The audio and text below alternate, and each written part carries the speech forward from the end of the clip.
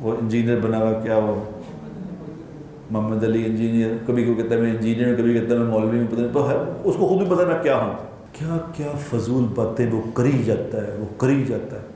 آپ کے سامنے قرآن اسی طریقے سے پڑھا جا رہا ہے کہ جیسے کوئی آپ کے سامنے فرینچ زبان کے اندر آ کے آپ کو گالیاں نکالنا شروع کر دے. اور لوگ تو چونکہ بیچارے لوگوں کو تو دین کا پتہ نہیں، لوگ تو صحیح سمجھ رہے ہوتے ہیں کہ جی یہ صحیح فرما رہے ہیں، اتنا مشہور آدمی صحیح باتیں کر، اور کتنی فضول باتیں وہ کرتا ہے دین کے معاملے میں جس کی کوئی حد نہیں. آج کل بہت زیادہ چل رہا ہے کہ علی بھائی کو نہ سنو، صحابہ اور بزرگوں کو برا کہتا ہے، اپنے پاس سے حدیث کا رزلٹ نکالتا ہے. یار یہ تو پرانی باتیں ہو گئی ہیں میرے بھائی. جو یہ کہتا ہے نا اس کو کہیں کہ وہ تو اپنے پاس سے نکالتا ہے نا. آپ یہ حدیثیں پڑھ کے نا، آپ اپنے پاس سے نہیں، آپ وہ والا رزلٹ نکالیں جو نکلتا ہے. اپنے پاس سے کیا رزلٹ ہے؟ بالکل واضح ہے. یہ کہتے ہیں کہ اب ایاک نعبد و ایاک نستعین کے بعد کوئی یہ رزلٹ نہ نکالے کہ بابوں کو پکارنا شرک ہے، تو میں کیسے نہ نکالوں؟ وہ کہتے ہیں نہیں، اس میں سے آپ کسی طریقے سے یہ ثابت کریں کہ اللہ کے ساتھ بزرگوں کو بھی اللہ کی اطاعت سے پکارا جا سکتا ہے. تو میرے بھائی میں کیسے ثابت کر دوں؟ میں نہیں کر سکتا. جو اس میں سے اچھل اچھل کے معنی نکلنا ہے میں نے وہی ثابت کرنا ہے نا. اگر آپ کہیں کہ میں قرآن و سنت کے بالکل مخالف کوئی رزلٹ نکالوں جو اس میں سے نکل رہا ہے، یعنی اگر حدیث کہہ رہی ہے کہ عمار کو ایک باغی جماعت قتل کرے گی، عمار انہیں جنت کی طرف اور اللہ کی طرف بلائے گا، وہ جماعت دوزخ کی طرف بلائے گی. صحیح بخاری 2812 اور صحیح بخاری 447 اور مسلم میں بھی موجود ہے 7320 اور 7322. یہ حدیث متواتر ہے. سیدنا ابو سعید خدری سے ہے، ام سلمہ سے ہے، عمر بن عاص سے ہے، عبداللہ بن عمر بن عاص سے ہے، خود حضرت معاویہ اس حدیث کے بیان کرنے والے ہیں. اب اس کے بعد میں آپ کو کہ جی اس میں تو لکھا ہوا ہے باغی جماعت قتل کرے گی، تو لیکن اس کو آپ اس کا معنی اس کا مفہوم یہ بنتا ہے کہ حضرت عمار کو ایک بڑی اچھی جماعت قتل کرے گی، عمار ان کو جنت کی طرف بلائے گا، وہ اس کو بہشت کی طرف بلائیں گے. جہنم کو میں جو ہے وہ بہشت کہہ دوں کہ وہ بہشت کی طرف بلائیں، اس طرح تو میں نہیں چینج کر سکتا. جو مطلب نکلنا ہوتا ہے وہی بیان کرنا ہوتا ہے. اور میں نے اکثر یہ بات کی ہے کہ قرآن و سنت کا وہ معنی معتبر ہوگا جو پہلی دفعہ آپ پڑھ کے اس میں سے لیں گے. ایک انگریز کے سامنے آپ الٹے بھی لٹک جائیں نا، ایاک نعبد و ایاک نستعین سے، وہ یا شیخ عبد القادر جیلانی ماننے گا؟ نہیں. وہ کہے گا یار واضح لکھا ہے کہ اللہ کو پکارنا ہے. اب وہ نہیں کہنا کہ امی سے روٹی مانگنی ہے، وہ اسباب نے.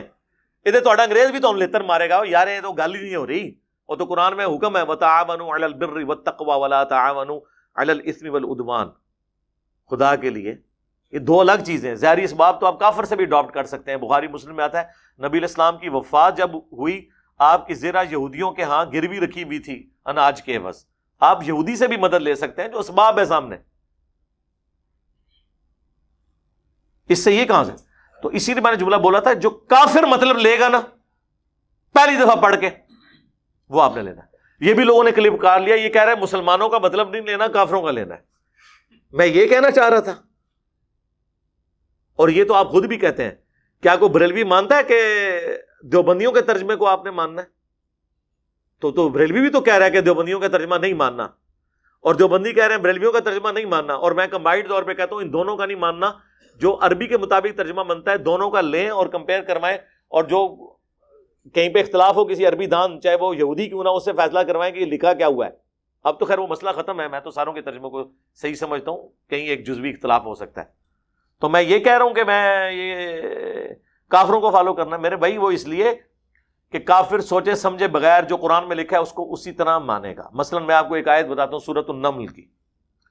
امن یجیب المضطر اذا دعاہ، بھلا بتاؤ تو کون ہے جو مصیبت میں گھرے ہوئے شخص کی فریاد کو سنتا ہے، اس سے تکلیف کو دور کرتا ہے، اور تمہیں زمین پہ اگلوں کا خلیفہ کرتا ہے. کیا الہ مع اللہ، کیا اللہ کے ساتھ اور الہ بھی ہے؟ قلیلا ما تذکرون، بہت ہی کم تم نصیحت حاصل کرتے ہو.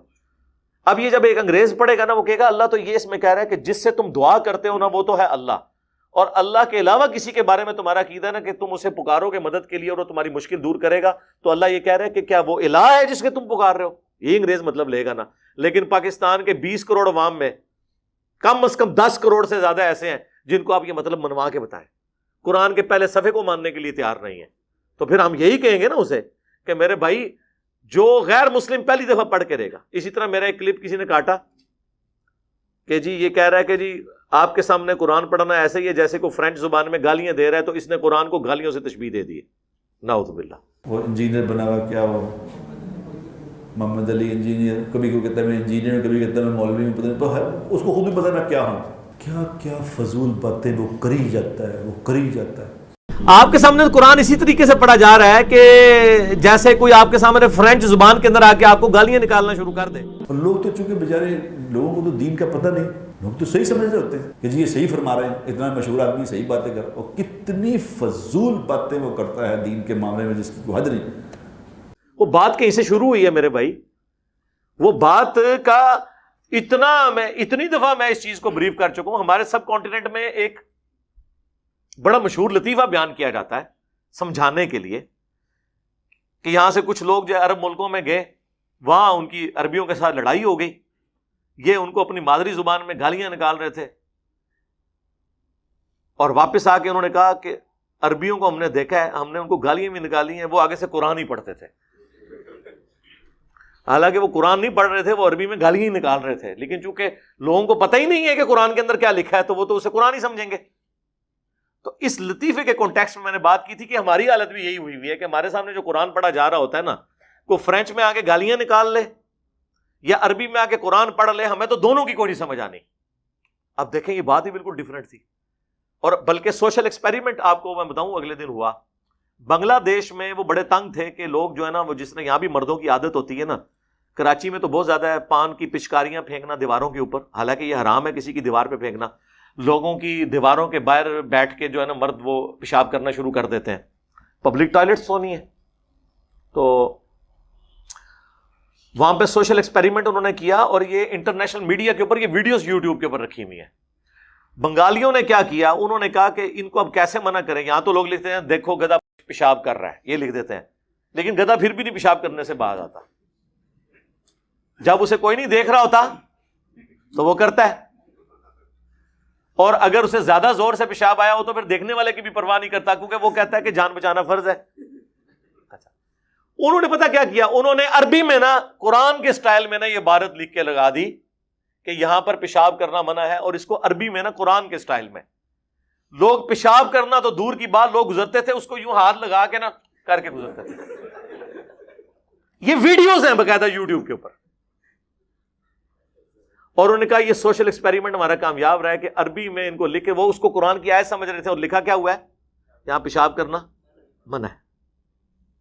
تو اگر میں یہ ویڈیو میں کہوں کہ یہاں پہ کوئی عربی میں آ کے کہے نا یہاں پہ پیشاب کرنا منع ہے، لوگ تو اسے بھی قرآن ہی سمجھ رہے ہوں گے. ان کا تو لیول یہی ہے نا. یہ تو ہم ایک سسٹم کا رونا رو رہے ہیں. اس طرح کی مثالیں جب بیان کر کے اللہ تعالیٰ سورہ الفرقان میں کہتا ہے کہ اہل ایمان کی نشانی یہ ہے کہ وہ اندھے گونگے بہرے ہو کر قرآن کی آیات میں نہیں گرتے، بلکہ تفکر کرتے ہیں.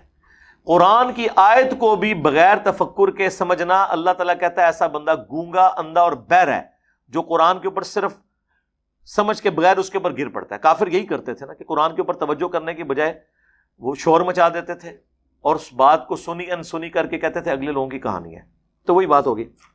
اور میں آپ کو بتاؤں یہاں پہ جتنی باتیں ہوتی ہیں نا قرآن اور سنت کے ریفرنس سے ہوتی ہیں.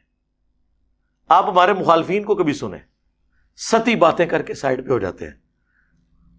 اب یہ بھی مجھے پتا ہے جس مفتی کی آپ کلپ میں سے بات کر رہے ہیں، اللہ کے بندو یہ تو شے ہی کوئی نہیں ہے. ان کے جو مرے ہوئے جن کے نام یہ وضو سے لیتے ہیں وہ کوئی شے نہیں ہمارے اسٹوڈنٹس کے سامنے. ان کی آپ کے باتیں کریں گے، ان بیچاروں نے وہی کچھ پڑھا ہوا ہے جو کچھ پیچھے سے سنا ہوا ہے. ان کو تو پتہ ہی نہیں ان کا واسطہ کس کے ساتھ پڑ گیا. تو یہ علم کی دنیا ہے، یہ اس طرح ہے ہی نہیں تھا. ہم نے کبھی نہیں کہا، میں شروع سے ہی کہتا آ رہا ہوں. آپ میرا یوٹیوب پہ آج سے کچھ 6-7 سال پرانا کلپ دیکھ لیں، علماء سے دین سیکھنے کا طریقہ. میں تو کہتا ہوں علماء سے سیکھیں، میں تو کہتا ہوں پوچھو علماء کو، پوچھیں علماء کو نہیں، پوچھو کہ کہاں لکھا ہوا ہے.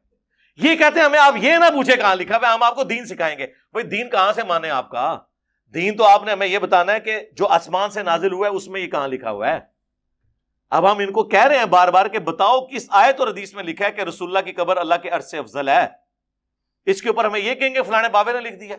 تو ہم پھر بار بار کہیں گے کہ میرے بھائی جب ہم قرآن و سنت کے دلائل کی روشنی میں حضرت معاویہ رضی اللہ تعالیٰ عنہ، حضرت عمر بن عاص رضی اللہ تعالیٰ عنہ، حضرت مغیرہ ابن شعبہ رضی اللہ تعالیٰ عنہ سے اختلاف کر لیتے ہیں تو بابت شاہی کوئی نہیں.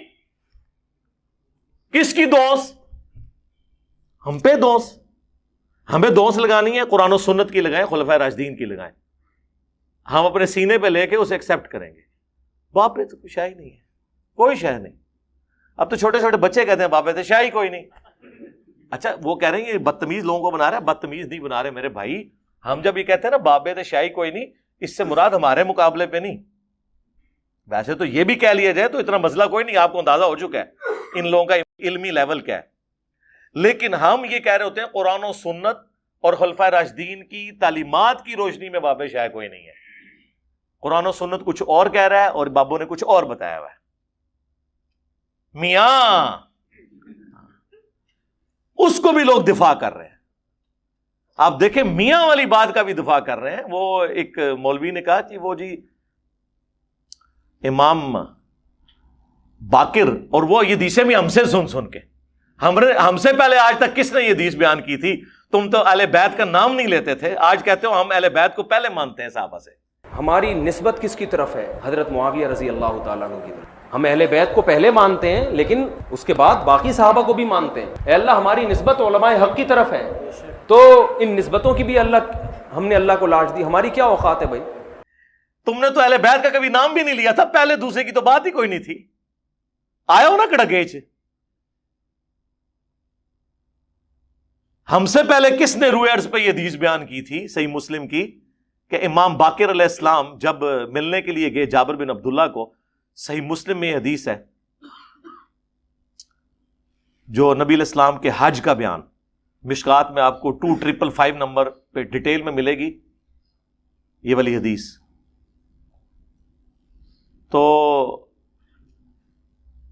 امام باقر اب نوجوان تھے، امام جابر بن عبداللہ بوڑھے ہو چکے تھے، 80+ ان کی ایج تھی، نابینا ہو چکے تھے. انہیں جب پتا چلا کہ میرے نبی کا بیٹا مجھے ملنے کے لیے آئے تو انہوں نے ان کو اپنے قریب کر کے ان کے سینے کے بٹن کھول کے ان کے سینے پہ ہاتھ پھیر کے اپنے پیار اور محبت کا اظہار کیا کہ تو میرے نبی کا بچہ ہے، تو مجھ سے جو بھی پوچھے گا میں تجھے بتاؤں گا. یہ ایک واقعہ جس میں ایک جز ہے، یہ اس سے وہ میاں کو ثابت کر رہے ہیں. وہ جو ارواح ثلاثہ سے اشرف علی تھانوی صاحب کا میں نے پیش کیا کہ اشرف علی تھانوی صاحب نقل کر رہے ہیں کہ قاسم نانوتوی صاحب کو رشید احمد گنگوئی صاحب نے، یعنی یہ مدرسہ دیوبند کے بانی ہیں قاسم نانوتوی، ان کو رشید احمد گنگوئی صاحب نے پبلکلی چرپائی پہ اپنے ساتھ لٹایا. یہاں تو لٹانے کا ذکر ہے میرے بھائی، لٹایا اور وہ ساتھ لیٹے، اور وہ قاسم نانوتوی صاحب ان کو کہہ رہے ہیں میاں لوگ کیا کہیں گے. لیکن رشید احمد گنگوئی صاحب باز نہیں آ رہے. وہ نہ صرف ان کو ساتھ لٹاتے ہیں بلکہ کروٹ ان کی طرف کرتے ہیں، اور الفاظ ہیں عاشق صادق کی طرح ان کے سینے پہ ہاتھ رکھتے ہیں. سینے پہ ہاتھ رکھ رہے ہیں، اور جس کے سینے پہ ہاتھ رکھ رہے ہیں وہ آگے سے کہہ رہے ہیں میاں.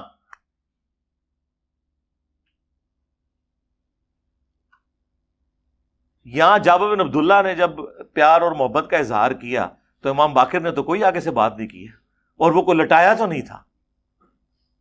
دو مختلف واقعات کو اپنے بابوں کو ثابت کرنے کے لیے کس لیول تک اگر یہ سمجھتے ہیں نا تو بس ٹھیک ہے، یہ اپنے ممبروں پہ بیان کریں. اور یہ انہوں نے لکھا ہوا ہے کرامات اولیاء، ایسے جو کہ کرامت ہوئی ہے. ایک کرامات اولیاء ہے کہ ایک ولی نے دوسرے ولی نو اپنے نال لٹا لیا، کامیاب ہو گیا، وہی کرامت ہے. تو پھر مفتی عبدالعزیز جیسے لوگ مدرسوں سے نکلیں گے نا، جب بڑوں نے کام ڈالے ہوئے ہیں تو چھوٹے کہنے کے کیوں بھائی اسی نہیں فیض دے سکتے جائز طریقے نال. کہتے ہیں نا وہ بزرگوں کے قبروں اور سینوں سے جائز طریقے سے، یہ جائز طریقہ ہے، وہ سینے پہ اس طریقے سے ساتھ لٹا کے اس میں الفاظ ہے عاشق صادق کی طرح اے جی سینے تو فیض قبرہ نہ فیض تھے. تو میں 10 تسی کہ اسی میں لکھا ہوا ہے کہ قاسم نوتوی صاحب مرنے کے 6 سال کے بعد قبر سے نکل کر فزیکلی بیداری میں 2 دیوبند کے مولویوں کی صلح کرا کے اندر چلے گئے. قبروں سے فیض تو یہ تھا، سینے سے فیض بھی پتہ چل گیا. تو کہتے ہیں جی ان کا پسینہ چھوٹ گیا. لوگوں نے کہا حضرت سردیوں میں آپ کو اتنا پسینہ؟ انہوں نے کہا حضرت نانوتوی آئے تھے ابھی مردہ نکل کے آ جائے تو پسینے کے ساتھ بہت کچھ اور بھی نکل جاتا ہے. اور نیچے اشری تھانوی صاحب نے اس پہ حاشیہ لگایا, پتہ کیا لکھا انہوں نے کہا ہو سکتا ہے کہ حضرت کو اللہ نے الگ سے ایک جسم دیا ہو قبر سے نکلنے کے لیے, یا روح نے اپنا جسم اپنی خمیر سے خود تیار کر کے باہر آ گئی ہو. جی کم باذن اللہ. نہیں تو حضرت عیسیٰ اگر مورت مار دے سن زندہ کر دے سن تو اے قاسم نوتوی اپنے آپ خود پھونک مار کے بڑا ہم زندہ نہیں کر سکتا. اے کہانیاں جی بہتو. اس لیے آپ دیکھیں یہاں سے مفتی صاحب گئے ہیں کراچی جا کے 53 منٹ چیخے ہیں میرے اوپر. جو آپ کو آپ کے اسلاف سے ہٹا رہا ہے اور یہ کہہ کے کہ میں بابوں کو نہیں مانتا, اس کا مطلب وہ نیا بابا بن کے نئے بابی پن کی بنیاد رکھ رہا ہے. وہ کہہ رہا ہے سارے بابوں سے ہٹا کے سب کو کس کا مرید بناؤ, سب مجھے بابا سمجھے, باقی ساری قوم بابا لیس ہو جائے. وہ آپ المحند المفند کے 3 عقیدوں پہ ابھی جب 2 گھنٹے کا فضول ترین ویڈیو آئی ہے نا, اس میں بھی المحند کو ہائی لائٹ کیا ہے. اس میں عقیدے قرآن و سنت کے خلاف المحنت کی عبارت کو غلط وہ مفہوم بیان کر رہا ہے جو علماء دیوبند مراد نہیں لیتے, بہتان باندھ رہا ہے علماء دیوبند پہ. ہمارے پیچھے تو پورا ایک اہل حق علماء کا ایک گروہ کھڑا ہوا ہے. یہ ان کی عزت کا سوال تھا. میری ذات کیا ہے, میری کیا حق. میں نے المحنت کو پڑھنا شروع کیا, میں نے اس پہ دلائل مجھے لگا یار یہ تو 100% قرآن. اس سے پہلے مجھے پتہ ہی نہیں تھا کہ المحنت میں لکھا کیا ہے. اس سے پہلے مجھے پتہ ہی نہیں تھا کہ المحنت میں لکھا کیا ہے. اس سے پہلے مجھے پتہ ہی نہیں تھا کہ المحنت میں لکھا کیا ہے. اور واقعی نہیں پتا تھا مجھے, کیونکہ ہمارے بنیادی عقائد تو العقیدہ طحاویہ میں ہے. تو یہ کوئی عیب کی بات نہیں ہے, کیونکہ ہمارے مدارس میں پڑھائی نہیں جاتی. اس کو تو آپ نے بہت اچھالا ہے. وہ تو 53 منٹ میرے پہ چیخنے کی بجائے نا 3 عقیدے میں نے بتائے تھے نا المحنت کے, 10 منٹ ان کے اوپر لگاتا, 30 منٹ, اور باقی کے جو 23 منٹ تھے نا تو وہ جو چیخنا تھا چیخ لیتا. اور ہم 2 گھنٹے یہاں بولے ہیں جسے کہہ رہے ہیں فضولیات. ان 2 گھنٹوں میں ہم نے درجنوں آیات اور سینکڑوں احادیث بیان کر کے ایک ایک چیز امت کو بتائی ہے. ابھی آخری کلپ آ رہا ہے, وہ ہم نے تیار کر لیا ہے 3-4 دنوں تک. اس کا نام ہی ہے لاسٹ کلپ, جس میں ان تینوں عقیدوں کو ایک جگہ جمع کر کے 26 منٹ کا وہ کلپ ہے. وہ سب کو وہ شیئر کرائیں کہ یہ مسئلہ ہے یار میرے بھائی, آپ مقدمے کو دوسری طرف کیوں لے کے جا رہے ہیں. جواب دیں 53 منٹ بجائے چیخنے کے. آپ 10 منٹ لگا کے بتائیں کہ یہ آیت ہے جی دیکھیں رسول اللہ کی قبر اللہ کے عرش سے افضل ہے. اور صحابہ کے پاس تو حضور کے بال مبارک تھے, انہوں نے نہیں کبھی کہا کہ یہ بال اللہ کے عرش سے افضل ہے. آپ قبر مبارک کو کہہ رہے ہو. خدا کے لیے خوف خدا کرو. تو ہم کہتے ہیں علماء سے پوچھے نہیں, پوچھو علماء. ٹھیک ہو گیا.